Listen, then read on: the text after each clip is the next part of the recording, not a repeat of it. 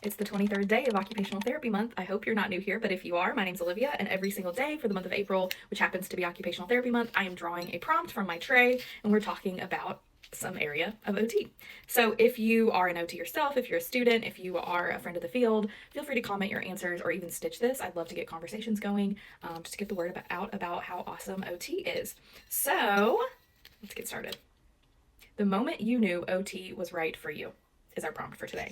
So I want to preface this, I feel like, by saying my journey to OT was not as straightforward as many people. Many people, wake up one day and they decide that they want to be an OT. They have a family member or a friend that's an OT. They have someone that they love who gets OT, and they're like, man, this is great. This is what I want to do. That was not the case for me. I went into college thinking I wanted to go to medical school to be a doctor, particularly a radiologist.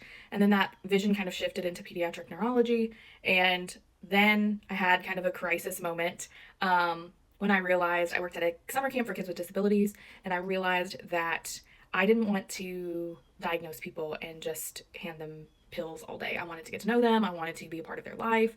And it was a bit of a hit on the head moment for me because I felt like I knew what I wanted to do, and then all of a sudden that wasn't what I wanted to do. And so after that summer working camp, I started to explore some of the more hands-on therapy fields like speech, OT, PT, those areas to see, okay, is this something that would interest me more than, just going to medical school? And I spent several months shadowing at a pediatric therapy clinic, all the different disciplines, just kind of wanted to get a comprehensive picture of who does what and what might be the best area for me.